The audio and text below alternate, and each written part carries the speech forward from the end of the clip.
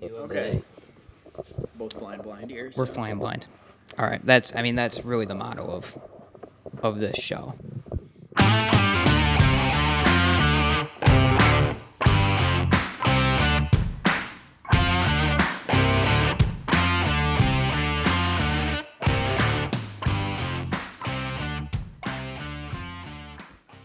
Hello, YouTube. Nate, Chandler, Tailgate Report. We're here, and we have a packed show. Really, no reason to kind of sit around because we have to get right into it. I mean, we've got Grandville Grand Haven recap. We've got a pair of games to talk about in terms of preview because we'll be at Muskegon Mona Shores. Of course, Grandville playing East Kentwood.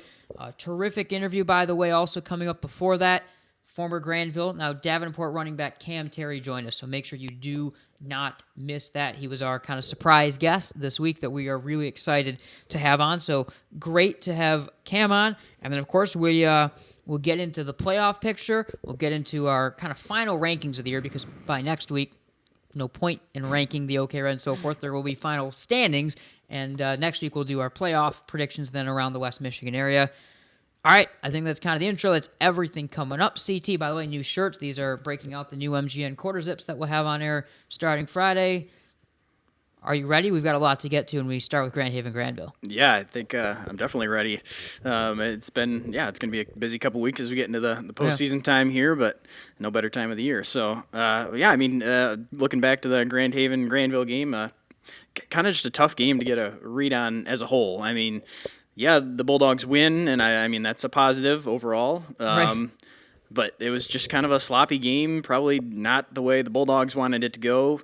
Grand Haven lost. I mean, even though they played good for 2+ quarters, I mean, they still weren't able to put together the whole game. So, I mean, all around, just kind of a weird mix of emotions from both sides. No, you're 100% correct on that. Just a weird game. By the way, speaking of playoffs, we do have a lot of interesting things for the playoffs.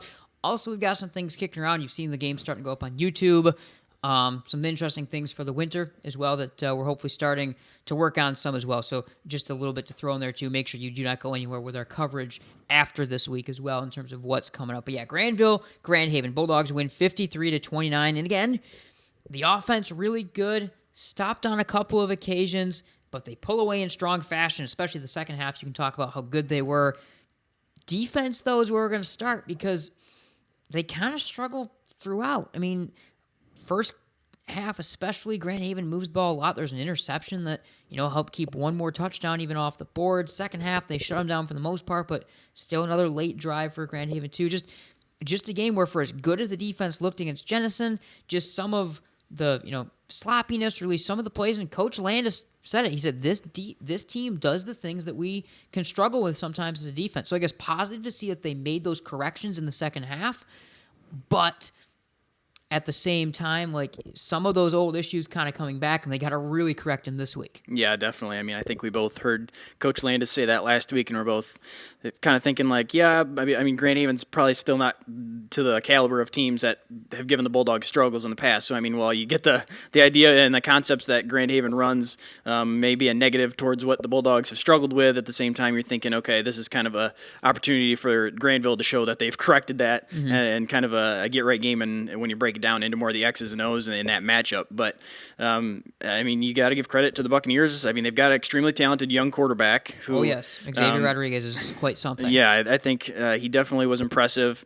We'll see, kind of what kind of team they can build around him going forward, but they definitely have got that quarterback position locked in, and he's going to be a serious threat if they can put some playmakers around him and an offensive line as well. But, I mean, so I think when you mix that quarterback talent, a young quarterback like that, in a game, in a matchup that the Bulldogs have struggled with, when you talk about a quarterback that can run the ball and also stretch the field vertically, I think you can definitely give credit to Coach Landis in seeing where the matchup there may not have been favorable, and up until halftime, the Buccaneers are right in it. By the way, everyone, he, of course, is probably too humble to mention it, but non-football related. The Yankees, we're shooting this on Tuesday. The Yankees did win about 30 minutes ago, so that's why he decided that he needed to wear the Yankee hat for everyone this evening. You idiot. Jaden Terry goes over 1,000 yards now for the Tank on the season. 2 touchdown performance. I mean, he just everything you could have imagined that this kid would be. Coming there, and I say this coming up to Cam as well when he's on the interview. Before the season, Coach Stiegel was telling us going to the first game, like, listen, he's a freshman. We're going to get him in slowly. All the different coach speak that he was going to give us. You know how I translated that from day one when Coach Stiegel was telling me that? Like, yeah, we know he's a freshman. We know there's some risk. But when he was telling me how he's the fastest kid on the team, when he's also saying, I'm like, no way, this kid isn't doing anything. We watched it. His brother did day one as a sophomore. We know it's going to be the same thing for this kid, and we've seen it all year long now. Yeah, another impressive game for Jaden. And, yeah, I mean, like you said, it was kind of one of those things where you look at all the measurables and all the highlight tapes and things that you see online, and it's like, yeah, there's just a special talent there. And, yeah, it's right away, week one, you could see flashes of it. Now it's just kind of grown, due to some injuries in that backfield. His role has increased, and he's stepped up and taken over to where right now he's kind of been the lead rusher for this Bulldogs attack. He's been the guy getting the most carries. He's been getting the most yards for the most part, getting the ball in crucial situations where they need a couple tough yards as well. So, another great game in leading the offense on Friday night. And again, Jaden now, 1,000-yard rusher as a freshman in the OK Red. I mean, that's what I think you really have to think about when you look at some of the big games he's had against some of these tough teams too. Like, that's the way to put in context. With the game still to go, 1,000-yard rusher his freshman year in the OK Red, going to easily have, and it has double-digit touchdowns as well. So that's really, really impressive out of him. One guy to talk about that maybe didn't have the biggest impact in the last game, but can have a big impact now, Tyson Mann. He's back. He played mostly on the defensive side of the ball. He got one carry, didn't necessarily look the most comfortable. And, of course, you have to take it careful. And at the end of the day, the main concern with Tyson is let's make sure he's good for the later games in the football season that are potential. And then, of course, into the winter, into the spring, being a three-sport athlete as well, that he stays as healthy as possible. Because with the injury he had, there's always a chance that things could go from, the situation it's in right now to maybe a worse one if something does tear. But at least good and a good burst on senior night to get him back and to be able to start thinking about, all right, he's now already this close. He would have told you he could have gone last week or the week before. Now, let's see if that progress can continue and what he could be by Caledonia Rockford Part 2. Yeah, definitely. Cool to see him back out on the field and to know that he's progressing in his recovery, especially on senior night, and be able to get a carry on offense and play some downs on defense as well. So good to see him back out there. But, yeah, I think at this point you were just kind of hoping he can ease him back into it a little bit, get him back on the field, of course. It's always going to be so much different from you feel good standing on the sideline and moving around even at practice, but there's just something different about being in game action. And, you can feel ready to go, and then you get out there and it just takes a little bit to get back to that speed, and that's okay. The Bulldogs are, have a week or two now, to kind of get him back into these couple playoff game or the playoff start, and East Kentwood next week. But I think, when you look at how is this defense going to improve and what can they do if they do potentially get a rematch against Rockford or Caledonia, and I think Tyson Mann's a huge part of it, especially his role in the secondary, and what he's going to be able to do there. And if they can get him back, and of course he missed both of those big games, if he is able to come back and play a pretty serious role and play close to the level he was at before injury, I think that's definitely huge reinforcements for that defense. I wrote Carson Smith solid again. And that really is the best way to describe his performance. He had the one fumble that he was able to recover, had the touchdown, or through the air touchdown run as well. He just did a little bit of everything, very solid. And I think it tells you a lot about Carson Smith. That's the kind of game that could have spiraled into an upset. For a lot of teams in that sort of situation with Grand Haven coming out the way they played, that's the way that you begin talking about an upset happening. But there never really was an upset that felt possible. Even when the game was tied or a one-score game, it never felt like Granville was going to lose. And I think it comes down a lot to how in control that kid feels. Yeah, definitely. You rely so much on your quarterback to stay calm in those situations, and you're exactly right. Grand Haven did enough to stay in the game within striking distance, and at that point, it comes down to are you gonna fold in that situation, or can you continue to keep your foot on the gas and continue to move forward, not turn the football over, continue to execute your offense just like you have been all season. And Carson Smith did exactly that, kept him going, avoided the mistakes, didn't try to force anything down the field, just continued to stay within himself and within the offense, and the offense eventually continued to move and do enough to pull away. All right, yeah, so when it's all said and done, I don't want to say minimal to learn from this one because there's a lot that the team, of course, is going to take away from a game like this. But from our perspective, maybe a little bit more minimal to learn from in terms of a fan perspective or whatever. Because, yeah, we're going to learn a lot more this week. Maybe a little bit of a look-ahead spot, some good, some bad to take from it. And that is all what we're going to talk about. All right, we're going to step aside. When we come back, we're going to have Cam Terry. On the other side of that, we're going to get into our weekly previews. We'll talk about Grandville and East Kentwood, which Joey Sutherland and the East Kentwood broadcast team will have coverage of, and then we will get into our game that we'll be at. We'll be at historic Hackley Stadium for Muskegon Mona Shores. Really looking forward to that. We'll have a lot of preview, of course. 6:30 p.m., MichiganSportsRadio.com/MGN. You can find our game. We'll link also, if there's the normal listen live page, you can find the East Kentwood Grandville broadcast. That should be a video broadcast, I will say, as well. So all that going on. Don't go anywhere. Cam Terry on the other side of this as we talk to the former Grandville and current Davenport running back. The sinister cries haunted Mary through the night. Dawn neared, and still the voice tormented her. She ran towards the safety of her car, flung open the door, and a coyote had somehow gotten locked inside. But the damaged interior was covered, thanks to Farmers Insurance. Coyote Carpool, August 1st, 2015. Talk to a farmer's agent. We know a thing or two because we've seen a thing or two. We are farmers. Bum, bum, bum, bum, bum, bum. Contact the Scott Bates Agency today, 616-531-3441. A proud supporter of MichiganGameNight.com. I'm Randy Hansen, president of Centennial Securities Company. Recently, I read this statement. When it comes to developing intimacy remotely, sometimes it's better to be heard and not seen. That got me thinking, and I discovered that since this pandemic began, voice-only calls have increased by 78%, and the length of these calls has also increased. Today, Zoom is touted as the savior of business, academia, and keeping families connected. But there is some evidence that video apps make us feel awkward and unfulfilled. There's even an app available that rates your background when you're on Zoom. Then there's the phone, which is basically a handheld texting machine, a social networking black hole. But mouth-to-ear communication is on the rise, and it is most welcome. Like I said earlier, sometimes it's better to be heard and not seen. At Centennial Securities, we love hearing from you, even if we can't always see you. If you're a Centennial client, you know what I mean. If not, isn't it about time? Centennial Securities Company, member SIPC and FINRA. And welcome back, everyone, to the Tailgate Report. Really, really special guest this week with so much going on as we head into this exciting Week 9 of the high school football season. And we're going back a little bit for this guest. Always one of our favorites to have on when he wore the maroon and white, and looking forward to have him on today as well.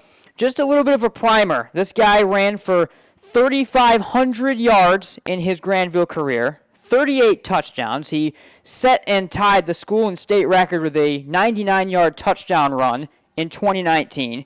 He was 3 times All OK-Red, 2 times Division I All-State. Now plays running back still at Davenport. If you don't know who I'm talking about, it's, of course, Cam Terry. Cam, thanks for coming on, and how are you today? Doing good. I appreciate y'all having me on today. It's our pleasure. We, of course, like I mentioned, always love to have you on back when you played for Grandville. Now, of course, you've got a lot more football that you can talk about. So let's start with where you're at today. Of course, Davenport, all the focus for a lot of people is on Grand Valley Ferris in terms of the unbeaten teams in the GLIAC Conference. Well, there's another unbeaten team still rolling. It's you guys over at Davenport. Beat Wayne State in a kind of late thriller in that one as well. I mean, take me inside the locker room right now for you guys. Still unbeaten, kind of a young program still in Division II, but things are really, really rolling right now for you guys. Yeah, we're really happy where we're at right now. Our head coach, Coach Spark, he tells us all the time. It's like, you don't want to, we don't really want that media. We want to just stay focused on what we're doing and everything like that. No, I can imagine. You know what? You guys have got quite the kind of have to keep your head down and go forward, finish to your schedule. I mean, a tough game this week against a team from California, but then you've got Saginaw Valley, you've got Ferris State, you've got Grand Valley State, all, right at the end of the schedule. So I'm sure you guys are excited to get to kind of prove yourself down the stretch here. Yep, and we look, we're always seeing how things are going.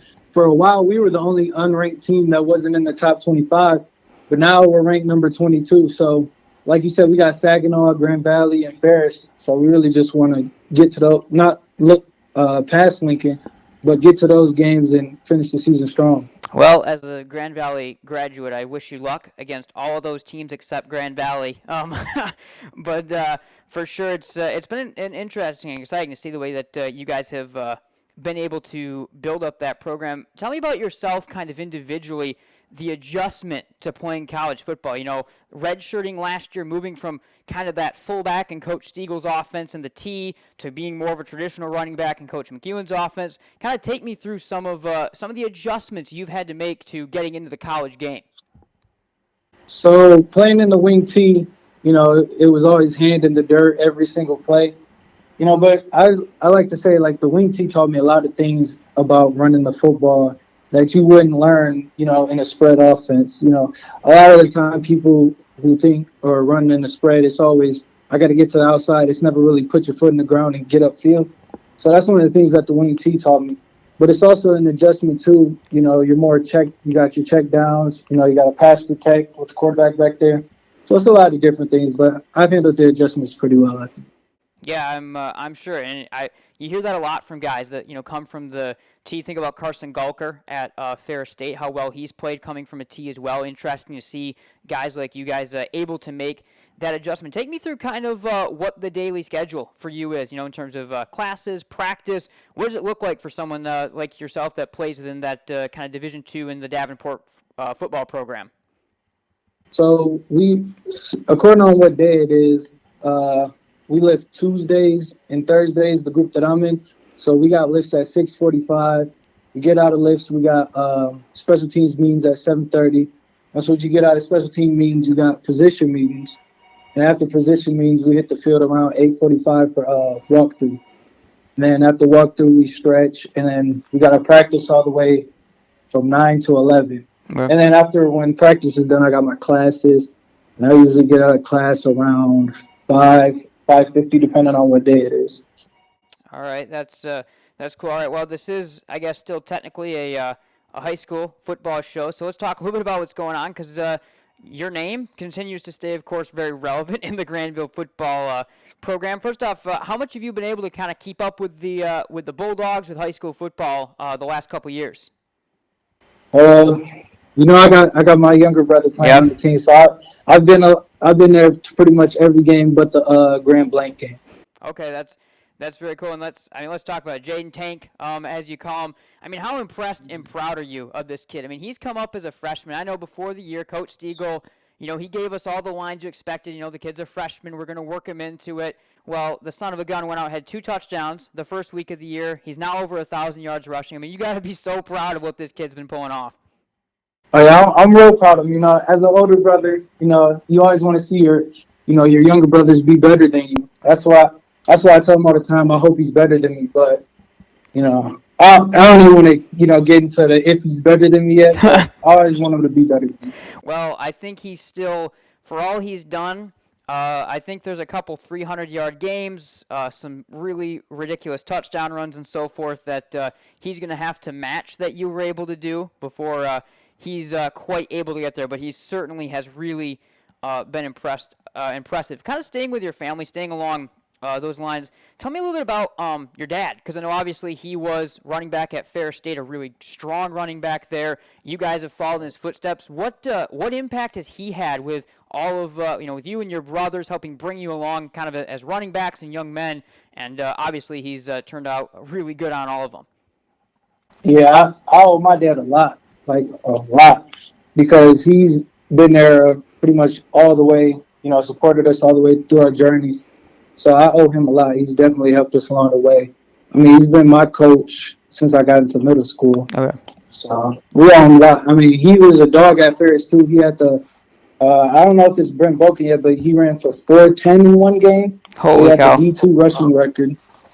So he's basically taught me everything I know about being a running back. Okay, that's... about being a man, too. Right, no, that's awesome. I've always kind of been interested, because I know you see him around. And obviously, I think... he and your brother were at the Ferris State Grand Valley game over the weekend, visiting as well. So, yeah, let's take a look back on your Grandville career, just kind of to wrap things up. So many moments to choose from. Kind of what are some of the games, some of the runs, so forth that, kind of in years that have gone by that stick out to you still the most? I know I have my list. That's tough. I know I put you on the spot there. I think number one would definitely be beating Rockford my junior year. Mm-hmm. Because, that game is just, beating Rockford is just special. Yep. And then I say number two is, and it's honestly my favorite run like that I've had my whole career. Sophomore year against West Ottawa. Oh, yes. When I broke that one touchdown run off. Yep. And then we ended up winning the game. That's my favorite run of all time. Yeah, no, for sure. I think for me, when I look back at your career, so this is what you can do as you get older, is you just get to look back on like your high school and other sports memories and just talk about them all the time. For me, I've got like everyone else's memories too covering high school sports. But for me, I think it was your sophomore year, the game at Forest Hill Central. So the first two games you guys had played the two state champs, and the whole offense was kind of bottled up, and then you went for like 303 or 4 touchdowns or whatever. And that was kind of, as someone covering the team, the first time that we kind of took a step back, like, whoa, there's something like real special here with this kid. So that one jumps out. I think the first 2 games in general in terms of team performance from your junior year before Jaden Van Dusen got hurt, like, I still contend that team was maybe going to win the state championship if he didn't get hurt. And there are other injuries, too, that all kind of affected that year's team. But that's one. And then, of course, maybe not as good of a memory, but at least a fun one to cover, the district championship your senior year. Still is probably the most wild football game I think I've ever covered. So, yeah, So that definitely great talk to you again, Cam, and good luck the rest of your season and career at Davenport going forward. And been great to catch up with you. Thank you again for your time today. Thank you, appreciate it, and go Dogs. All right, go Dogs. Cam Terry, former Grandville running back, he's now at Davenport as well. Thanks to him for his time. We'll be right back here on MGN. Daniel the deer danced everywhere. He pranced through fields and jigged through rivers. Then he saw it. What a stage! A place no deer had dared dance before. The hood of a brand new car. My car! And the car was covered, thanks to Farmers Insurance. Deer Dance Floor, December 1st, 2014. Talk to a farmer's agent. We know a thing or two because we've seen a thing or two. We are farmers. Bum, bum, bum, bum, bum, bum. Contact the Scott Bates Agency today, 616-531-3441. A proud supporter of MichiganGameNight.com. Welcome back to Game Night. Nate Chandler is Tailgate Report. Thanks again to Cam Terry for coming on this week. Really, really great to get to catch up with him a little bit, talk about his current situation, unbeaten situation at Davenport, talk a little bit about Jaden, keeping up with the Bulldogs to this day, as well as looking back a little bit on his Bulldog career and some of his favorite moments. That was really great to hear from him. And now let's get into this week. So here's what we're going to do. We're going to first do the Grandville preview as they take on East Kentwood, 6-2 Grandville, 5-3 East Kentwood. 2 teams that are guaranteed they will be in the playoffs. Potentially will be playing each other, increasingly less likely. Stay tuned to the later segment, the playoff preview segment, because I have some bad news that I'm essentially have to break down. All those different theories we had last week on how things could keep Caledonia out of District 1, not good. Things are not good. We've gone downhill. It no longer looks like we're going to have any of those positive outcomes, so just be ready to have to play Rockford or Caledonia in round 1. I'll tell the Bulldogs faithful that much for sure. But this game, East Kentwood really improved from the last couple of years. I think they've kept some of the physicality that they've had in their game. They've moved back to some more of their spread offense principles while staying physical. Their defense, of course, is always so good. I mean, they always have at least one top-level D1 3-star or better recruit on their defensive line. It's the 3-year starter, Raza Townsend. This year that we're seeing, did he even play his freshman year maybe a little? I think he potentially did. But it's a physical, multifaceted attack. You look at this system, like I said, more back to that 3-4 wide receiver shotgun spread. They can physically move the ball using the quarterback or the running back to run. They can stretch it. We talked about the way Grand Haven does things Granville doesn't want to see. The same thing can be said about East Kentwood. This is a tough matchup, and we'll get into it more specifically later, but watch out for this matchup, I think, for the Bulldogs. Like, don't look past this team at all. Yeah, definitely. I think a team that could present a challenge again for this Bulldogs team. And you said it, a team that historically has had a lot of talent. It's just been a matter of putting it together and getting it to all play together. And I think they're starting to do that. They've shown this season that they've got an organized offensive attack a little bit more than what they have in the past. They utilize their playmakers. Got a new quarterback in that can make some plays as well.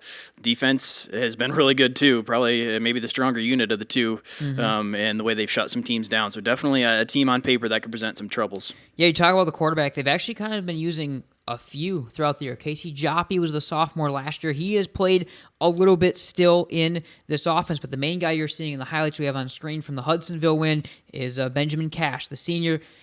We've seen Cash more recently. They're both good passers. They're both good runners of the football. That's what what has done to Grandville in years past. You think about 2 years ago, Brandon Miller did a really good job of running them over offensively, and they're going to be able to do some of those similar things on the offensive side of the ball at quarterback. You mix that with their running back and linebacker, Stellan Bowman, tough, physical runner, all-conference linebacker. He leads the team in physicality. So between quarterbacks that can run, that can pass, physical run game, tons of athletes down the field, they just do that mix of things that Grandville has kind of struggled with, and they have one more chance to plant the flag before the playoffs and say, we can stop this and watch what we can do against this sort of attack. Yeah, exactly. Opportunity to try to fix some of the things that they struggled with against Grand Haven. You get a pretty similar test in terms of what they're going to attack you with coming up this week. Multiple quarterbacks that can run, air attack that's going to keep you honest. They can throw the football around enough. They've got strong enough, talented enough receivers that you can't, just stack the box and try to stop the run game because they're effective running the ball, but they can also throw, over the top and behind you as well. So it's going to really force the entire defense to play a complete game. And you saw on that kind of very last play that was just going behind us, they do go to their I-form sometimes too, and that's where Stellan Bowman and sometimes a fullback role can come into the offense. They've got a lot of guys. The one thing I talk about, Chandler, is athletes. Big guys, physical guys, fast guys. They've got, we'll talk about this, Mona Shores, Muskegon. I like to call it, and this isn't my term, other people use it, but sometimes winning football games comes down to who has dudes on the field, and they have a ton of them. Obviously, you talk about LSA Conda, really, I think he's played running back a lot for him. Super athletic guy. Raza Townsend, Western Michigan, bound defensive end.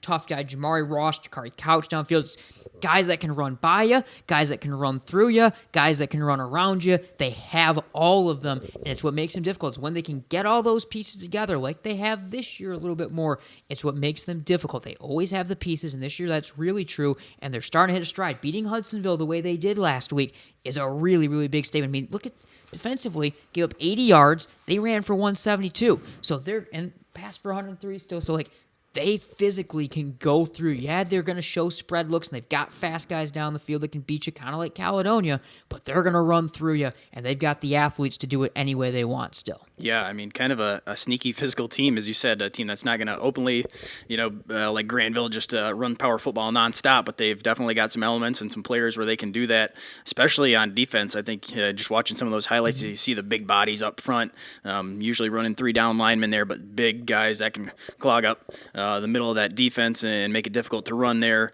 and guys at the next level as well that can play pretty big in terms of how they're able to fill the run game, and also just the athletes on the outside to try to stop the pass game. But yeah, I think when you got guys like that can win one-on-one matchups, it's just a matter of coordinating it and getting it all together, and the coaching staff has done a fantastic job of that this season. With all that said, this game has almost no bearing on the playoff situation, because I believe even with a win, East Kentwood still won't quite jump Grandville. They'll have the same record. Grandville will have the more impressive win still. You have to remember, East Kentwood is definitely hurt because their Brother Rice win that should have been their win of the year. Brother Rice, of course, beat De La Salle, isn't quite being rewarded the way it should be by the points for Brother Rice, I believe, is a D3 team, and the point system beyond that as well. So that's part of EK's thing. But so yes, we say all this, it's important because there's a small chance, a non-zero chance that they see each other next week as well, but nothing immediately on the line in terms of playoffs. But an East Kentwood team, a Granville team that I don't think Caledonia or Rockford want to see especially seeing them a second time, and we'll get to see a little bit about that. And yeah, just a big game for Grandville to be tested. I think it's one of those games, Chandler, that if Grandville if they don't eliminate mistakes, if they don't play their game, if they don't make plays, because you still need some plays you have to make, they won't win this game. Like, if you do all those things, I do think Granville's the better team, and they can even explosively win this game by a score or two, a couple scores, beyond that. But if they don't do those things, East Kentwood easily can beat East Kentwood. I mean, they'd have the same record then at the end of the year, and head-to-head, they'd have, EK'd be ahead of them in the OK Red.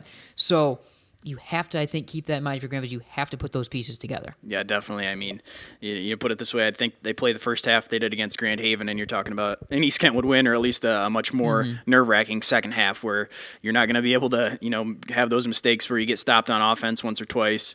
If you're giving up points like what you were to the Buccaneers in the first half, East Kentwood's going to make you pay there, and then before you know it, you've got a real game on your hands, and one that East Kentwood's probably not going to go away either. So I think definitely when you're talking about trying to fix some of the things, especially defensively, you kind of got to pass the first test, which in this case is East Kentwood, which is a formidable opponent and a good team, as we've said, right at the same caliber in the standings of where Granville has been. But you kind of need to pass that test before you feel comfortable going into the playoffs in a first round matchup against Rockford or Caledonia, because it's going to be the same thing, just heightened in terms of seeing them already, both teams already once, but the talent's there, and so not that East Kentwood's a worse team, so to speak, but just in terms of talent and what they bring to the table, you kind of got to pass this one first, and then in order to feel good going into that first playoff matchup. Yeah, so Joey Sutherland and our East Kentwood Michigan Sports Radio team will have that coverage on Friday, and like I said, that is typically always been a video broadcast they've done this year as well. So that's the one thing I'm glad about, is when we haven't done the Granville game, they've been video coverage. That will change in the playoffs because the rules change in terms of what we can and can't do for video. But that is the good news, is when we've left you for games that are non-Granville ones that we haven't done, I think we've still left you with hopefully really good coverage, video coverage that you've been able to see outside of when the Wi-Fi went down at Rockford. But that was not Michigan Sports Radio's fault. All right, MGN game of the week. Muskegon, Mona Shores. Mona Shores of the win will be outright OK Green champions. Muskegon can win a share, and then you'll throw Zio and West in there. It's the battle of the ski gun. Fairfield and Koziak, the head coaches, at historic Hackley Stadium. I mean, give us your first thoughts. This is a really exciting one. It's a game I've wanted to cover and have a chance to do for years. Really looking forward to it. Yeah, I know. I can't wait to see these two teams, a Week 9, a rivalry game like that. Been, looking forward to it for a while now since we knew we were going to be there. But, yeah, I mean, two teams that, as you said, run a very similar offense, have a lot of history with each other. I think, coming into the season, we expected Muskegon to just be a tremendous, almost a world-beating team. Yeah. And in terms of the way they hyped up coming into the year, a lot of people had them, making a deep run in the playoffs. And I think they're still a great team. Maybe just haven't quite lived up to the hype coming into it. And Mona Shores, again, a team that's had some tremendous past couple seasons in what they've been able to accomplish. Their lone loss being to Rockford, who we've talked about as a tremendous team as well. So, I mean, yeah, two teams that have had pretty successful seasons, even by their standards, and get to settle it on the field this week. All right, let's break down each of these teams. Let's start with Muskegon. Chandler, this is a team that it's pretty classic. Muskegon, ever since Coach Anise was there, and ever since he first came up with the idea of, hey, what if we take this quarterback and pull him back into the pistol and, then slowly develop the offense that they've developed there. By the way, we were at Grand Valley Ferris over the weekend. Laker graduate right here. So go Lakers. I don't know what we're supposed to do. Something with the L with your hand, which doesn't make sense to me. I don't think we're going to be given an L, but L, yeah. whatever. Anchor up or something. Whatever. Yeah, right. Anchor up, and then it's an L. I don't even know what way it's supposed to go. I'm backwards on the camera. I'm flashing gang signs on the broadcast. But ever since they came up with that, so that's a digression. He's gone too far, by the way, Coach Neese. He's running 5 wide sets and stuff all the time. It's gone too far. Back to what he actually did. Ever since he came up with that idea first, there is a platform here at Muskegon how you win. Big up front, speed. Everywhere else. And guess what they have? 300 pounds everywhere up front and ridiculous speed everywhere else. This is classic Muskegon. We'll get into some of the names and some of the guys, but it's why there was so much promise around them this year, because they have big talent, big speed, big size. It's all the pieces that make Muskegon work. Yeah, I think, when you're trying to check things off of what a dominant team has, they definitely have that. Looking down the depth chart when you're looking for size on the offensive and defensive line, they've got that. Playmakers with speed and athletic ability and a quarterback to get the ball to them. I think they've got all of it. And so, yeah, a lot of people expecting them to be, a clear-cut top team in the state come into the season. And just, a bit surprising that, they've still won a lot of games, but, we've grown used to seeing Muskegon just roll people throughout the course of the season and not really look back and just take that momentum into the playoffs and go on a deep run. And there's just been a few games where it's been a little uninspiring where, even if they've still won, games have been kind of close, dropped a couple close games. But when you're looking at the things that make a team successful and allow them to potentially go on a playoff run, they've definitely got it. Yeah, it starts, shifty junior quarterback, Mackay Guy. This is a guy, I believe Keith Guy, their athletic director, basketball coach, his son, so I believe that makes him the stepbrother of Cam Martinez. But he's a quarterback that runs the option well. He can throw, as you've seen on some of these highlights, but he's just the perfect guy to run that offense, especially in the backfield. He mixed him with Jacob Price. Jacob Price was out the first couple games of the year. It's why they struggled some of those first couple games of the year. He is, I think they list him at a 4.48 40. He honestly looks faster than that in some examples. Like this kid, Price, mixed with Guy, the shifty, a little bit smaller quarterback, but it doesn't matter. You just need speed. That's how Ferris State is recruited back to, some of what Coach Anise does. Like, they are very dangerous, very scary. It's one of the best 1-2 punches in that backfield they've had in a long time running the ski gun. Yeah, really. In an offense like that, you need some weapons, specifically in the backfield, that right away, if you're running an option look or just handing the ball off, you've got to have, two playmakers back there the defense have to respect right away. You have to have the defense's attention divided from the start, and that's what they do when they've got those two guys back there. And, from what some of the highlights I've seen early on and looking at some of the footage is that Muskegon asks a lot of their quarterback to make the play happen. Obviously, in any play in football, the quarterback's asked to do a lot, but especially when, kind of asking him to create a little bit more than maybe some teams would. And, when you look directly across the field in what Mona Shores is doing in the similar offense. But I think they just a little bit more of a creative style in terms of just go out there and make the play happen from a quarterback position. No, absolutely. The one thing that they always do is they're very deep at slot back. In particular, they've got a couple guys that play at receiver too, but they're very deep at the slot back position, use a lot of different guys there, and that's what makes them tough. Destin Piggy, kind of the standout junior, but it's so much speed, it's so much all over the place. They're big on defense. Like, they just can still make plays, and it's what makes them continuously dangerous. Jacob Price, talk about his speed, he plays linebacker, so he's a tough kid too, despite being that fast. So you have to keep that in mind. But the quote-unquote favorite in this game still is going to have to be Mona Shores, and that's because they come in with one less loss at this point in time. They've been able to run the table in conference and put themselves in position to win the OK Green. And this, to me, I wrote, it's a pretty classic Koziak team. They're tough, and they've got guys coming out of the woodwork making plays. At the start of the year, you didn't necessarily know who all their big-time playmakers would be. You knew some of the names. You knew Jalen Vinton, the Ferris State-bound wide receiver. You knew the sophomore quarterback, Jonathan Pittman, who has a chance to maybe be Coach Koziak's best quarterback he's had. Like, he has those sort of tools as a sophomore. I know what I'm saying when I say that, the last couple of years.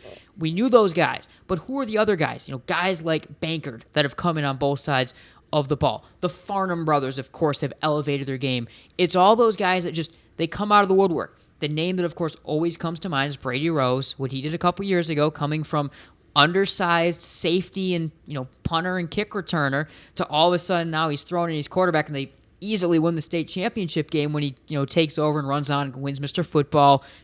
Made some big plays, by the way, on special teams at that Ferris State Grand Valley game. Not enough plays, just remember again.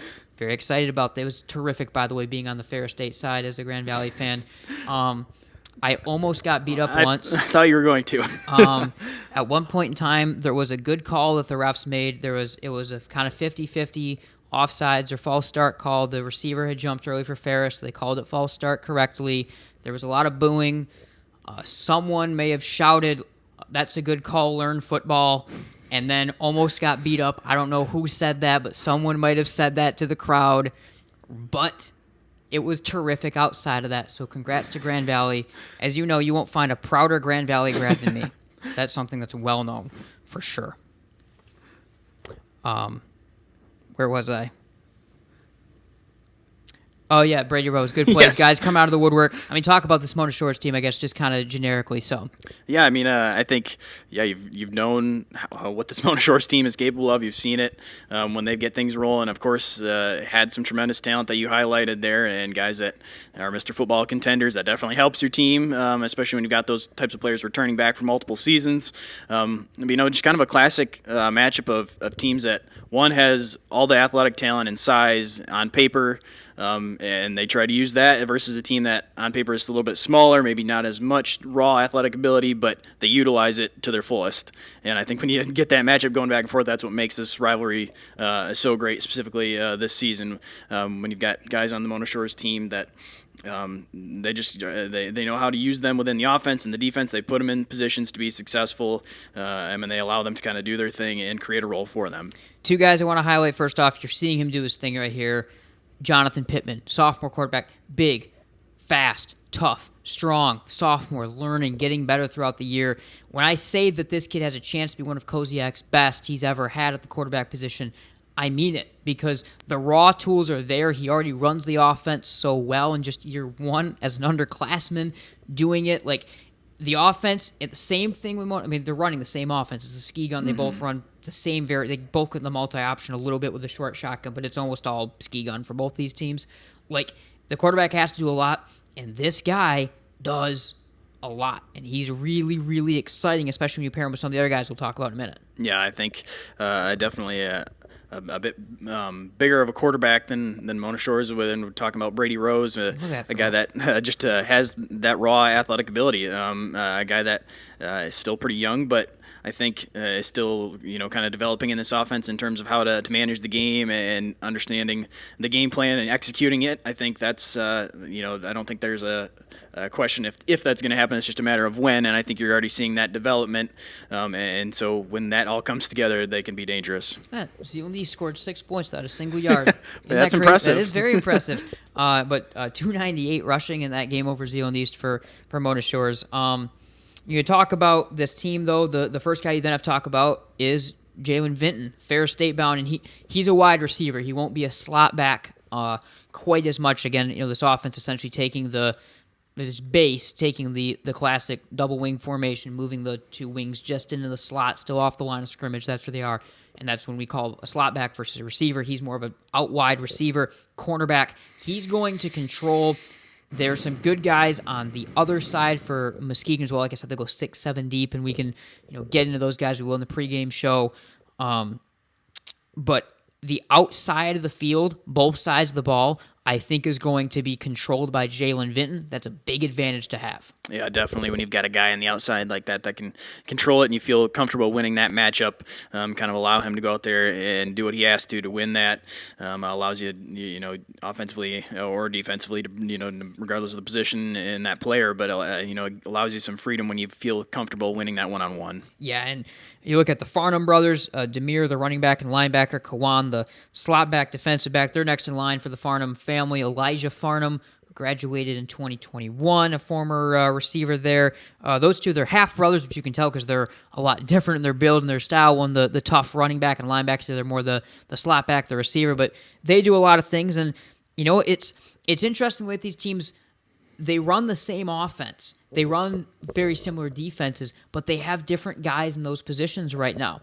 Muskegon, a lot of speed out wide, a little bit of size, but a lot of speed out wide. Quarterback position, small, shifty quarterback. Shifty, tough, super fast running back from Muskegon. Mona Shores, big, powerful quarterback, big, powerful running back, big, powerful receiver. Speed in the slot then, as well. It's interesting how you have the same system with completely different pieces, and that's what's going to make it fun. Yeah, I think you're exactly right. You get to see that kind of go head to head, and from a distance and watching the teams separately, you think, oh yeah, it's the same offense and same personnel. They utilize it the same, but you put it together and you get to see both teams on the same field. You definitely see the nuances there of the different personnel that they've got, the way they utilize the talent, the plays that they draw up for those players, and the way they're able to execute it. All right, 6:30 p.m., MichiganSportsRadio.com/MGN. You can find our enhanced radio coverage from Hackley Stadium. We're going to be there as quickly as possible because it's going to be a crowded press box. I've already been told the press box opens at 4. It's first come, first serve, so we'll make sure to be there first so we can serve ourselves with a decent seat within the 100-year-old stadium there at Hackley. Another really exciting. I'm excited just to go to that stadium. Obviously, the renovations have made it much nicer, but that's going to be really exciting. It'll be an unreal atmosphere as it always is. So Muskegon, Mona Shores, I know a lot of our Grandville audience will be tuning into that game, but I implore you, first off, Caledonia Rockford's also on Michigan Sports Radio. I don't have to do a sell job. Brock Conkle is going to be out in the elements, folks. He's doing the game outside. That's a big deal. For Brock to be out there, he's been doing Rockford games for 20 years, but he's out there. You got to make sure you tune in. I like going, actually, Cal outside if the weather's not terrible, which it'll be warmer. It's 20 degrees out tonight, but it'll be warmer Friday. But regardless, if you're sitting at home, let's say you're at Grant, here's the perfect thing. This is great. If you're at Grandville, East Kentwood, fire up your phone, Michigan Sports Radio. We have an app. It's terrific. Go just click on our little broadcast, fire it up. Chandler and I will be there. You can tune into that game, tune into what's going on with Rockford and West Catholic and every other team that are playing huge games as well. So make sure you check that out, 6:30 p.m. We are on the air. One last break. When we come back, we're going to look at the playoff picture right now. We're going to do our final rankings, which, please listen, but it's the most boring ranking segment we've had yet because you already know what they're exactly going to be for the Power 6 and for the OK Red. But I don't know, maybe we'll find a way to make them interesting, but it's going to be tough. We'll see, though. Definitely stay tuned for the playoff segment because we've got a lot to get to around the area. And, of course, also, if you're a fan of Grandville, Caledonia, Rockford, East Kentwood, that district, West Ottawa, how things are shaking out, we have a little bit of insight into that because it's looking more settled than we had hoped this time a week ago. So we'll see what happens there. We'll be right back. I'm Randy Hansen, president of Centennial Securities. I've heard it said that professional coaches measure success in rings, college coaches measure success in championships, and high school coaches measure it in titles. But youth coaches measure success in smiles. At Centennial Securities, we're like the youth coach. Our success is measured by the smiles on the faces of our satisfied clients. If you're a Centennial Securities customer, you know what I mean. If you're not, isn't it about time? Member SIPC and FINRA. The sinister cries haunted Mary through the night.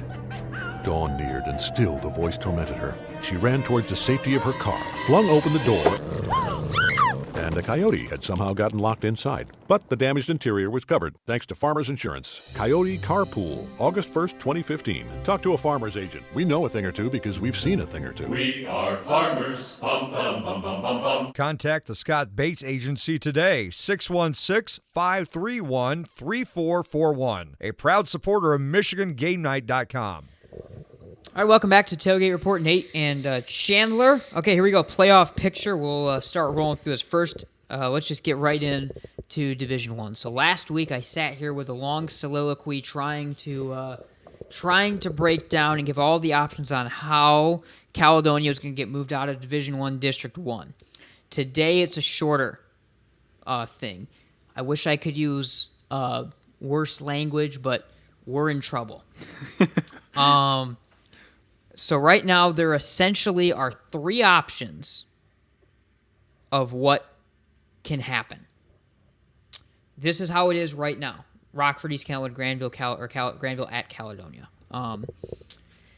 Option 1, this is the good option. Increasingly unlikely. West Ottawa beats Jenison and gets in. That would mean East Kentwood travels to Grandville, Caledonia moves to the other district, Rockford hosts West Ottawa. Why that's increasingly unlikely? Right now, East Kentwood's sitting at like 35, 36, top 32 make it in. Unfortunately, even with a win, they'll move up into the 33, 34 threshold. The problem is the teams above them are all playing tough teams, and even if they lose, they likely won't fall below them. So they need some real carnage to come from even higher up to make it in. Possibly they may need a team that felt initially safe at 28, 29 type to be able to make it in. So you look at some of the teams to watch. Lake Orion has Saline, but even with a loss there, they still are safe. So that means Lake Orion is not going to help out. They will stay ahead. Livonia Stevenson has the KLAA crossover to be determined as of the last time I checked. That game potentially something. Rochester has Detroit Renaissance. Another game that if Rochester loses it, you might be okay, you might not be, but they probably don't lose that game. So that's the difficult thing is you're now looking with this current system where we preset the divisions before the year started. You're kind of more looking start of the year to determine what's happening, or you're looking around the state, I should say, because it's all predetermined to figure out what's going to happen. So that's the unlikely, the good option, quote unquote. West Ottawa makes it in. The other two options, West Ottawa doesn't make it in. Caledonia wins. Granville's going to Rockford. Rockford wins. Granville's going to Caledonia. Here's my suggestion to those of you that like us. And again, you have to first care about who you think Granville can win, which I think also goes along with what I'm about to say. You actually, this is going to hurt a lot of people to hear. You might be rooting for Rockford this week because if Granville goes to Cal, we get to do the game. Otherwise, our Rockford crew will take it if it's Granville going to Rockford. So I just want everyone to keep that, please, in the back of their mind a little bit. If you're thinking of us or if you're not thinking otherwise. Also, by the way, if you were to ask me, I think Granville wants a second chance at Cal more than they want a second chance at Rockford right now, just based on what happened last time.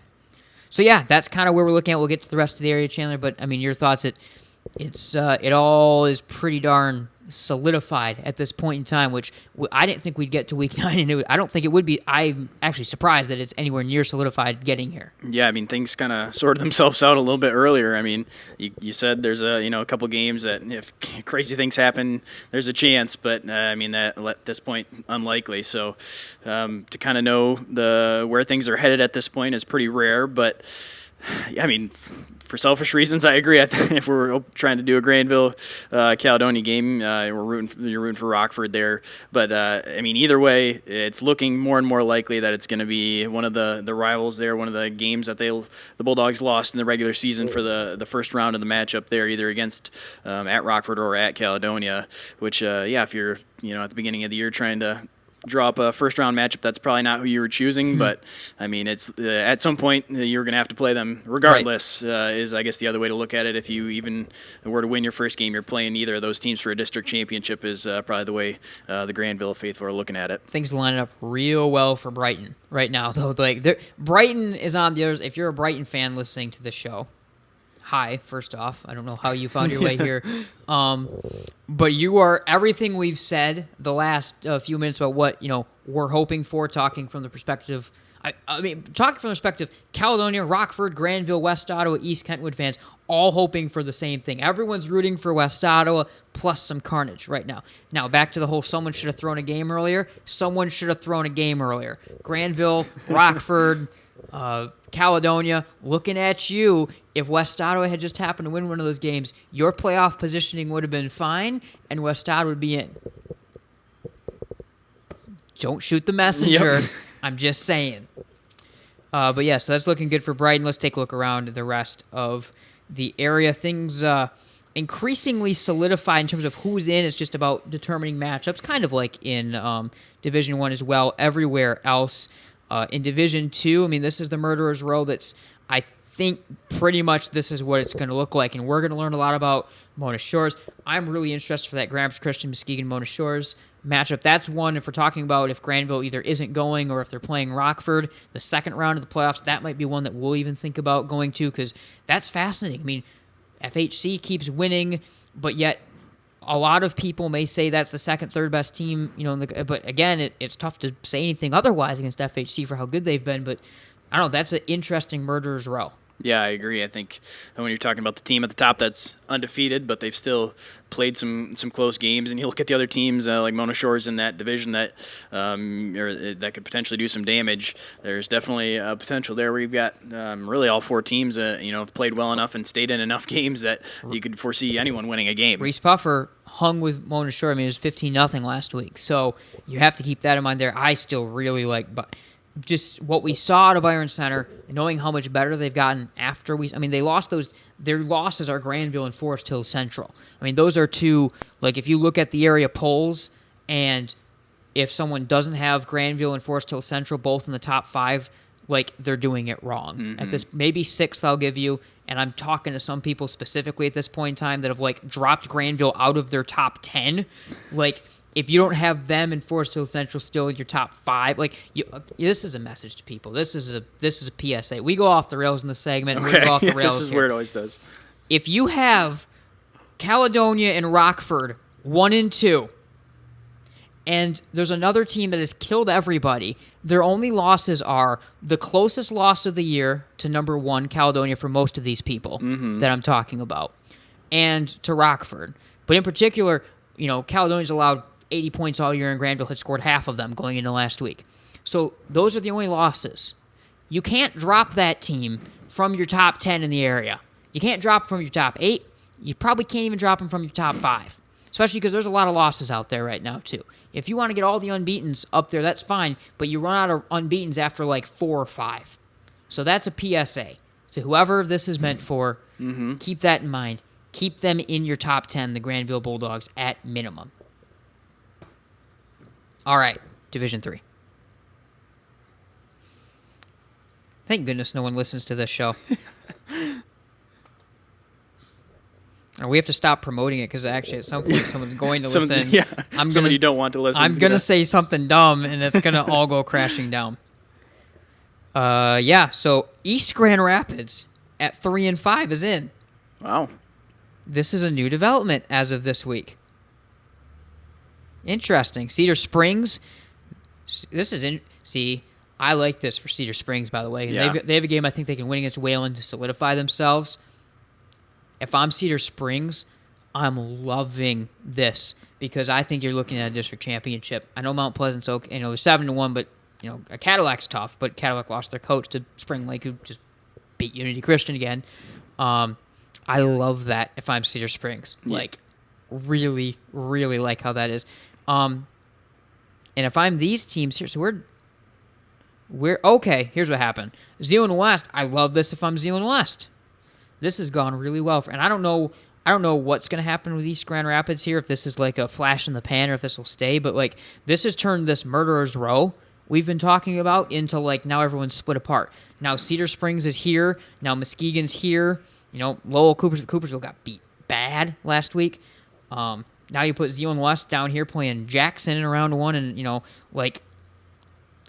all of a sudden, if you're these D3 teams, you are loving this and you want this to stay exactly how it is. Yeah, I think all 3 of those teams are going to take that when you've got 3 teams that are likely going to have to beat each other up and knock each other out in order to advance to the district championship there. You've now got them separated, and they've each got their own path to winning their own separate district title there. Well, and Zeeland West is in a separate region, even more so. They'll have Mason, DeWitt is DeWitt. That's the one thing that'll be tough for them to have to see them potentially in a regional championship game. But yeah, that's interesting in Division 3. If that's I haven't looked too much to see, like I said, if that East Grand Rapids thing is going to be a flash in the pan or what their situation exactly is. Who does East Grand Rapids have this week? That's another thing actually to quick look up while we're making this assumption. So, of course, East Grand Rapids has Greenville. So they win. So they're 4 and 5. So they'll at least, they'll improve that even more. I don't know. That's interesting. Mm-hmm. That's very interesting. Division 4, Whitehall. I like this for, I was going to say I like this for Whitehall, but Fruitport is making statements every week right now. That could be interesting. Big Rapids, we were just up there. Ludington. This is, wow. This has gone, we talk about one division going well for people. This one's gone real bad real quick for other people because things have shifted around.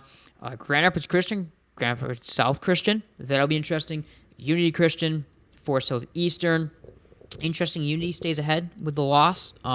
Again, we're going to that collision course between the 1 seed and the 2 seed here, but I think everyone except from South Christian feels increasingly more shaky right here. Yeah, definitely. I think Grand Rapids Christian, I believe, has Byron Center this week. So all right, so they're out. That probably going to change there. But I don't see them. I mean, they won't get in with 3 wins, will they? I wouldn't imagine so. So that is going to really shake things up. So the team that could, I don't think. I mean, if one team moves out, would Wayland come into there? Wayland's got Cedar Springs. I don't know if that's. I mean, Wayland's got no playoff points despite 4 wins. I mean, Wayland has fewer playoff points than Grand Rapids Christian with 1 more win. Wow. So maybe this is something that even with 3 wins, Christian can find a way to stay in. I mean, this is what they wanted. They wanted teams to be able to play harder schedules and not get completely, messed up for it. And I guess there's a chance of that happening. Look at Edwardsburg playing the normal Edwardsburg teams. Yeah, that's all right. There's some Division 1 isn't as interesting as it was, but there's some other things that are just how these playoffs are forming are getting really, really interesting right now. Division 5, Belding has dropped to a 2 seed. In terms of just teams that don't lose very much, Oak Ridge really good. Belding does not like that position, I think, to be a 2 seed, despite what they've done this year. Catholic Central up by 15 playoff points over anyone else in their district. Portland. It's not a new bowl claim, but Catholic Central is going to march to a state championship again. I mean, Frankenmuth is good again. I know, but yeah, it's happening again. Yep. There's nothing else to say in Division 5 besides it's happening again. We'll show you Division 6. Just to kind of see where West Catholic and company are lining up at the moment. Excuse me. And right now, they are fitting into this district, which they have. Montague, of course, is a tested team, but again, 3 and 5. I mean, you're talking a team that's almost doubling up in playoff points. I mean, we'll talk about West Catholic in a moment. They just killed a Division 3 team over the weekend. So, this again is setting right back up to being very good for them. Look, they got 61 playoff points. No one else in this division. I see a lot of 30s there. A lot of teams have 30. One other team we've seen has 50, 52 for Almont, Ecorse 50. I mean, they are well cleared. They are battle tested. I think when you're looking at teams in the West Michigan area of when we can say who's going to carry the flag for West Michigan, Catholic Central, West Catholic are going to be state champions, I think. I think whoever comes out of Granville, Caledonia have got a chance to go a long way. They aren't beating Belleville, though. Mm-hmm. I mean, all right, Rockford knows Kyle Short, the offensive coordinator at Belleville, very well, obviously. Maybe there's something there, but I don't know. I'd have to kind of sit down and look at it. I mean, some Division 2, of course, Mona Shores, of course, Muskegon. You've got those teams, but I think there are 2, in terms of the top 6 divisions, we could look at the lower ones too, but the top 6 divisions that you're looking at and saying, I think this is a West Michigan win, and Division 6 is as clear of that as we're going to see. Mm-hmm. So, yeah. All right, that'll do it. That's our playoff preview for post-week 8. So just 1 week to go on this right now, and we've got a lot still to kind of get figured out this last week of the year. We just kind of learned with it. So that'll be really interesting to see. All right, welcome back to the Tailgate Report. A little bit of inside baseball. We are done. We just finished shooting the show, but you aren't going to see this at the end. You're going to see this spliced in because guess what? That son of a gun Snooze, in the middle of us doing the last segment, released his week 8.5 favorites win. So that means we're going to get to break down even better what you can kind of expect. So in the first cut, we were going to tell you all about how it seemed completely dead in terms of the hopes of West Ottawa potentially getting in. Snooze told me, though, he partnered with Goose Poop, who has that great metric to be able to look at algorithm to kind of look at who's going to win. And because of that's what they utilize for his favorites win. That he always does here before week 9. So shout out to Snooze for getting this out right in the middle of our last segment. I didn't see it in time. So that means that we're going to reshoot this segment, and we're going to do it with a ton of enthusiasm and excitement because I literally have not seen almost anything we're looking at until right now. All right. Same with you. Here we go. So I still believe this is an uphill battle, but it is good news. This does show that West Ottawa winning a favored matchup against Jenison moves them here. Otherwise, you're looking at the other scenarios. If they don't get in, would mean that if Rockford beats Cal, Granville has to play Cal, and then vice versa. Essentially, Granville's just whoever moves to the 2 seed. That's the only thing that happens. This is big. Everyone in the OK Reds rooting for this. Caledonia moves down. Now, Caledonia's route becomes much more difficult. Frankly, I think it's fair. I mean, they still have to see Brighton then. That's a really interesting matchup. Some of the other teams there. But no, this is actually an interesting development here to see this. And the reason why I go to snooze2u.com is because he is, he knows districts. He knows how to place it. He knows what he seems to know the MHSAA's tendencies better than the MHSAA does. And because of that, you get this setup, and this is very welcome news. Definitely. I mean, we were just talking, looking at this before, right? How this didn't seem very likely, and it was kind of doom and gloom. And yeah, it was the nightmare scenario that the Bulldogs kind of been dreading. It looked like it was going to come true, and now it looks like there's at least a glimmer of hope that if West Ottawa is able to get in there, that Granville will then get back-to-back weeks against East Kentwood. And again, it still has to go well. You still are looking to the other side of the state, and there's a ton of other games. On the other side of the state, we're keeping our eye on Lake Orion versus Saline, keeping our eye on Livonia Stevenson in their KLAA crossover game. You're taking a look at Rochester against Detroit Renaissance, a ton of other teams around there, of course, as well. But as of right now, in Division I, things looking somewhat positive compared to where we maybe were looking at things before. Division II, actually, we could almost just leave our segment from before in because our Division II setup actually doesn't change very much. This is actually the exact same Area 1. So, like we said, there's a lot of teams here. Reese Puffer just really played Mona Shores tough. Really like Byron Center. Really like Forest Hills Central. We'll talk about that when we get in our OK White breakdown. But all of that kind of aligning right here for a real murderer's row, and it's going to be tough. I could see a lot of different things happening here. I think I could see Reese Puffer potentially pulling an upset, keeping it close. This game, the 2-3 game, is closer to a toss-up than a lot will say. And then if Mona Shores and Grand Rapids Forest Hills Central play in the championship game in the district, that's an unreal matchup, and maybe one we'll think about being at depending on what Granville's doing. Yeah, I think you could make a serious argument for all 4 of those teams to win the first game, and you could probably make the argument for the district championship there as well.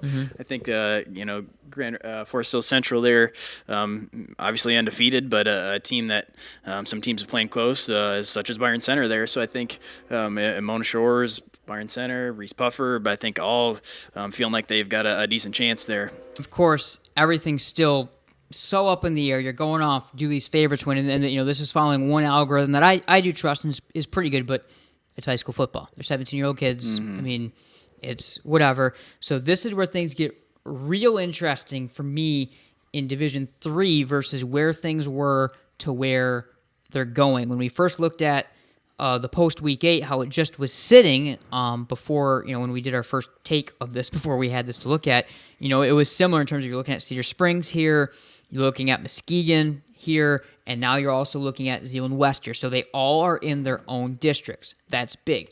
I think in particular, Cedar Springs is loving this. They are really happy with how that's lining up. I think the same can be said for Muskegon. East Grand Rapids, this has them 4-5 getting in. That's actually a pretty tough game that they have the last week of the year. Sparta now gets in Coopersville, so it's interesting. One thing I'd seen is even a 3-6 East Grand Rapids team may actually have a slightly outside chance, but I think the main talking point here, Chandler, is that all these teams are happy in terms of Muskegon, Zeeland West, Cedar Springs. that they get to be separate of each other, it looks like right now. Yeah, you get kind of them split up in their own district. What was looking like earlier on, they were going to have to kind of beat each other up and knock each other out in order to advance, and one of them was going to be a district champion versus now you kind of each get their own path. I think each one of them going to be happy they avoid each other and have a clear shot of their own to individual districts. Yeah, for sure. That's interesting. Now, one place things have gone the opposite way for West Michigan teams in terms of how Week 9 may play out is Division 4. So things have just shifted like crazy based on what we can potentially expect to see in this projection in Week 4. At first, you were looking at Unity Christian with South Christian, with kind of the area teams together, with Grand Rapids Christian, Forest Southeastern. Now we've split everyone and shattered everyone across there. By the way, Division 3, Lowell has moved down into the DeWitt district and separate region as well, so keep an eye on that. That's how things got broken up, and Sparta found their way in with a win, and that's why we're keeping an eye on Sparta, because they can go 6-3, shake things up in Division 3. Division 4, though, Freeland, Lou will be very happy to see that 8-1. They go to top. They've got Grand Rapids Christian. This was something we were theorizing on our first take, is would a 3-6 Grand Rapids Christian team get in? Bang, there you go. 3-6 Grand Rapids Christian gets in, according to this right here, how things may shake out. All of a sudden, Forest Hills Eastern winds up being a 2 seed, fitting in there. That's interesting to see, even with a theoretical loss. Big Rapids falls in. This is where things shook up the most, Chandler. Mm-hmm. And this is where Unity Christian, I don't think, is overly happy with how, yes, they don't have to see South Christian right away, but now you have Whitehall, who you've already lost to. You have Fruitport, who we know what they've been able to do in knocking teams off in the conference all year long. And then Unity as a 3 seed, because this right now, and obviously they're looking at probably expected to lose that game, going to 5-4 and being a 3 seed. This is not what Unity Christian wanted to see in terms of their playoff path. Yeah, I know. I think you're right there when they get South Christian moved out, which is a bonus, but you kind of add in a couple teams that are both tremendous there as well. So I think definitely a tough path for Unity. Be interesting if they were to pull that upset in Week 9 to see kind of what that would do there. But I think, you got some good teams in that district. Yeah, it's interesting. Then you see South Christian goes into the next region along with Edwardsburg. It's split up and it's weird in Division 4 right now for certain. Division 5. These are ones I literally haven't looked at all yet. So this is live reaction, folks. We are. This is going to be something. This is actually the exact same. So Oak Ridge, Belding. We'll talk about it later. Belding. You can't be happy being a team that's been as dominant as they have, but kind of with some of the things in the fall into being a 2 seed. And then here's Catholic Central with 20 more points than anyone around them, and positioned to once again go for quite the run right here. It'll be the same talking point with West Catholic in Division 6. Yeah, things setting up pretty good for Catholic Central there. They've just the one loss, but still a huge amount of playoff points there, way more than anyone else in that district, and things setting up very well for them to go on their annual run. All right, absolutely. And that's, we mentioned it the first time we did this segment again, and we went on a little bit longer discussions that need to be quite as long. When you look around West Michigan, you can talk about Mona Shores, talk about Muskegon, talk about even Rockford and Caledonia, and these teams that have a chance to go for a run. I think D5, D6, with Catholic Central, West Catholic are the two that I think you can sit right now, and if you were to put money down, you'd probably feel the most confident saying those are the teams. Again, MHSAA, we're not actually betting money on high school sports, but those are the two teams that you would feel the most confident about winning their state championships, and they've got great paths too. Yeah, they've got the clearest path. Of course, anything can happen when you look at the teams that are around them and kind of what they've looked like throughout the course of the season. I think that's definitely where your attention goes. I think definitely some teams in the higher divisions there that also very talented, could win a couple games, and then once you start getting further and along the line, they're going to have some tough matchups there. But they've also could pull an upset or have the ability to make a run there too, but definitely West Catholic and GRCC, the two that you're kind of looking at early on here. All right, thanks, Snooze, for getting that in, even if it was midway through our last segment. Let's now cut back into the show that we had previously done, and now we actually are going to get out of here. So let's go back to that. Let's dive into some. We'll quickly just kind of go through some of our rankings because, again, I don't think there's too much debate to have this week like we had earlier in the year. Let's start in the OK Red. I'll start 8th. I'm leaving Grand Haven 8, then Jenison, then West Ottawa 6. I really thought about, and actually you can see it scribbled out, I thought about putting Grand Haven above Jenison just because I was impressed by them, seeing them in person, but then I remember that Jenison beat them head-to-head, have more wins, they didn't have to forfeit a game, and that kind of has to keep Grand Haven at the bottom, although I was really impressed by Grand Haven not losing that game by 70 and even fighting and staying in it throughout a lot of way, but I have to still keep at the bottom. Yeah, no, I totally agree with you. I think it's so hard to make that argument. You want to even, but when you've got the head-to-head and then so many of these games already been played out on the Not field, even a it's close hard. head-to-head either. I mean, it wasn't even a last possession type game. It was a blowout. Yeah, but I think I definitely when you're talking about the staying in a game and feeling more like they were in it, definitely Grand Haven in the matchup against specifically Granville. I definitely think Grand Haven played the better game specifically in that matchup. If they play Week 9, I think Grand Haven's winning. There's I think definitely, if you take the teams where they are right now, I think and how they've developed over the last 3-4 weeks, I actually think Grand Haven is winning that game. And again, like they had a forfeit, they did have some injuries and some illness still going on, and that is now like getting better. They're already a young team. Middle part 5, I have Hudsonville. 4, I have East Kentwood. 3, I have Granville. You knew that wasn't changing. The only things really left to change at this point in time are, I suppose an argument could be made for West Ottawa jumping Hudsonville if one wins and one loses, especially if Hudsonville does lose to Grand Haven and West Ottawa wins, and then the others have head-to-heads in the next tier. And that really is all you can make an argument for. I thought about still trying to maybe put Hudsonville ahead of East Kentwood, but like East Kentwood keeps winning. That's the goal. And now they have the head-to-head, so you can't make that argument. Right. Yeah, I think there's a couple spots where I could see in Week 9 just a couple flip-flops and not necessarily huge changes, but you look at, for me, 6 and 7 West Ottawa Jenison, that head-to-head taking place this week. Oh, and that, I think if Jenison wins that one, they flip ahead of West Ottawa. If West Ottawa wins that one, they're going to stay the same for the way I've got them ranked right now. And then 3 and 4, the two teams we've talked a lot about on this is Granville, East Kentwood. I think all along had Granville following the losses to Rockford and Caledonia, that is the clear-cut 3. But if East Kentwood pulls a win there, you'd have no choice probably but to flip-flop East Kentwood and Granville. You're giving me a look no choice. like I mean, one beat Grand Blanc, and like that's where you're arguing semantics. Then they have the same record. One has more playoff points. Like that's why we don't do it the last week of the year again, because you're doing it the last week of the year. Then for the most part, it's like you're just kind of arguing like you either go off playoff points or you go off conference standings, and those are kind of the it's set in stone for you. That's why we go into our playoff predictions. Top 2, I mean, you've got same. So top 2, I'm leaving Caledonia 2, Rockford 1. Are you doing the same? I am. Okay. So yeah, it doesn't matter.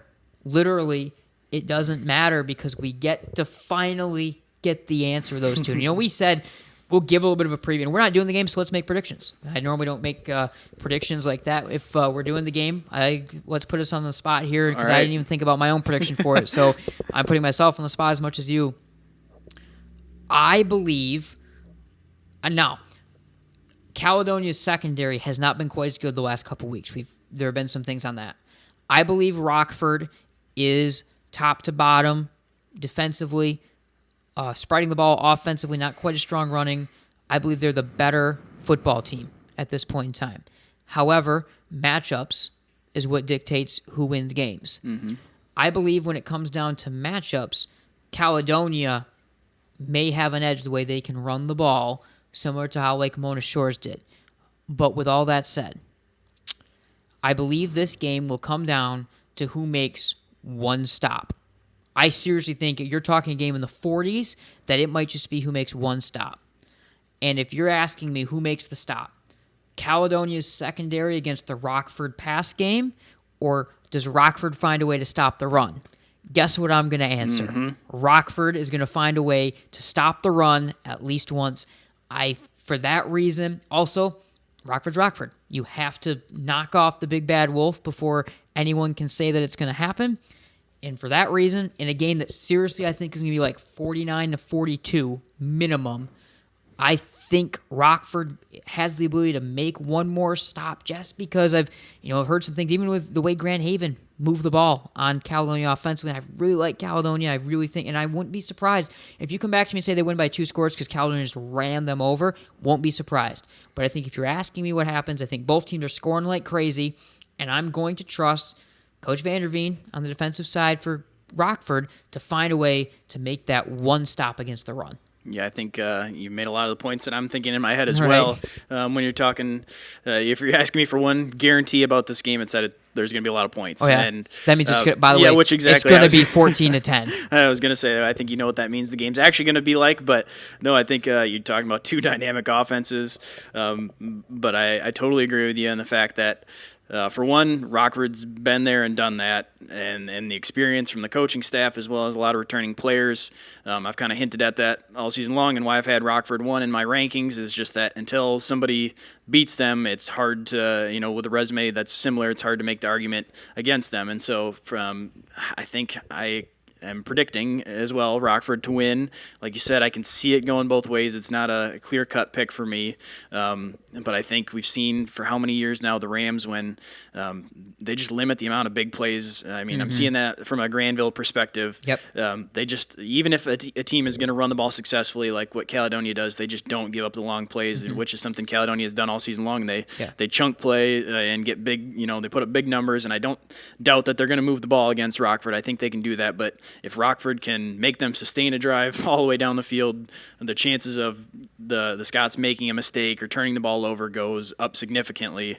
And I just feel like we've seen this Rockford team do that to teams in the red for how many years now, to the fact that I think if you're giving me one game where they get a chance to come up with a game plan and try to stop them, I think I've got to take the Rams. What is the MHS is going to kill me for this? What is for the MGN Sportsbook? What is the theoretical number? I think I go like Rockford minus 3.5. Yeah, I think you're right in that ballpark. 2.5. It's tough because I don't see either team kicking a field goal.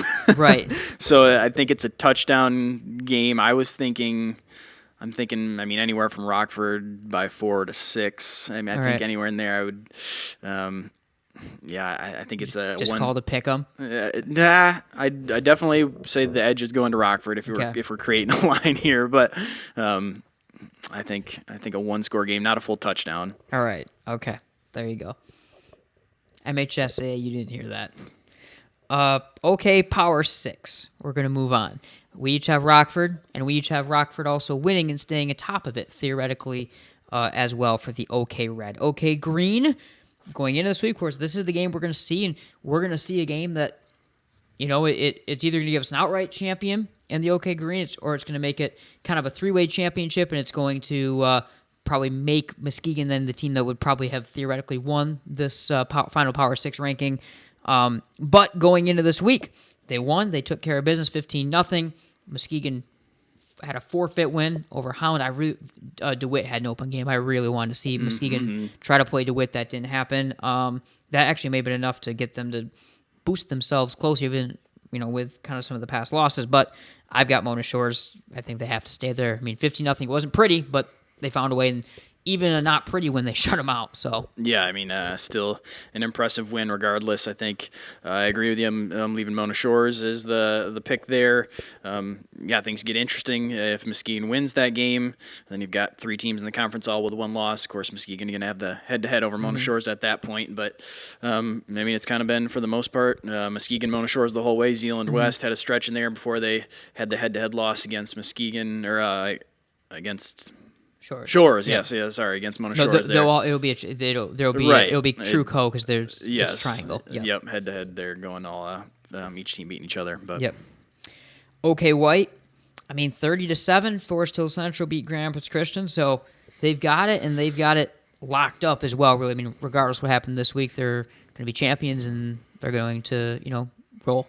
Or I guess they technically Byron Center they could be co-champions because there isn't technically the head-to-head or whatever, technically, but in my record book, they're champions. of the conference. Yep, they've kind of ran away with it ever since that. The head-to-head, as we talked about, over Byron Center. I think Byron Center's made a strong case for kind of been previewing it, too. If they were to see each other again at some point down the road, I think Totally that's a great game. Byron Center's going on a run, 5 now straight wins since that loss, but Forest Hills Central kind of wrapped that one up kind of midway through the year, I think. OK Gold, South Christian, 37-7 over Kenowa Hills, took care of business like they're supposed to, so they stay where they were. We had the game that was going to decide it there with Catholic Central and South Christian, and I'm sure you're on the same boat. Yep, South Christian won. GRCC, of course, a close second, just that head-to-head loss. The one thing to look at is the Forest Hills Eastern South Christian game this week. True, that's true. Forest Hills Eastern's played some teams kind of tough. They're probably the third ranking in that division or in the conference of the OK White or OK Gold there. So I think what happens if they win that game? I was going to say, if Forest Hills Eastern pulls the upset there, then things get a little bit messy. Because you got another triangle. But a team in Eastern that's already had 2 losses in conference. So Catholic Central probably just because they're Catholic Central. Right, and you kind of know what they're going to do. Yeah. Right. OK Blue. So this is one that I had different. You didn't, but now I've been forced to go back because Unity lost. West Catholic blank Coopersville 37-0. So West Catholic, for whatever kind of down-ish feelings there were surrounding them for a couple weeks there around the Falcons, that's really gone heading into their Unity Christian battle. Yeah, nice bounce-back win for West Catholic. I still, even though Unity Christian lost, they've got the Unity Christian West Catholic matchup this week, and I mean it's the same thing we've talked about all season long. Where if you tell me Unity pulls that game and pulls a win there after West Catholic had a down week last week, I think I wouldn't be surprised there. And then you've got another situation where West Catholic kind of been the better team all season long, but they have the head-to-head loss. Right. So I mean another situation there, but for now it's an easy choice in West Catholic. OK Silver, I mean, again, it's a little settled. I'm going to keep Belding atop. I don't know. I assume you're going the same way. They beat Godwin Heights 34-14. I mean, they got Hopkins. Belding does the last week of the year. That could be something for them, but they kind of have the conference. They have things kind of swept away right now at this point in time. Sparta hanging around, but they have the head-to-head loss there. So, Belding just kind of keeps going. Like we said, though, in the playoff picture, the main storyline for Belding, I'm assuming that you're going to leave them atop as well? Yes. Okay, so the main story, we'll talk about other stories because there's no debate to have this week. The main thing for them is that playoff setup they have. I don't think they like the fact that they have to be a 2 seed, that they're whatever, they're going to get tested in the playoffs. They've been able to roll through their conference. They lost the one time they played a team out of their conference, a bigger team out of their conference, yes, but the one time they played out of their conference, they did lose. They played a really weak non-conference schedule at the start of the season. So that's now where you're starting to kind of wonder with them a little bit. I think if they have a really convincing win over Hopkins, you probably feel better about them. Yeah, for sure. I mean, Hopkins team that's done pretty good within the conference as well, but kind of middle of the pack, 5-3 overall. If Belding has a convincing win over Hopkins, I think that kind of solidifies things that they were the clear-cut best team. They feel pretty good, even with the non-conference loss there, rolling into the playoffs. But yeah, if they struggle with Hopkins, or even especially if they lose that game, then you start wondering, how those top teams in the silver kind of stacked up and what that means for the playoffs. All right, ready to get out of here? All right, 6:30, MichiganSportsRadio.com /MGN, where you can find our game, and the link also to Grandville East Kentwood. We'll be checking that. We're not doing it, so go Bulldogs. I can definitely say we're rooting for you in that one.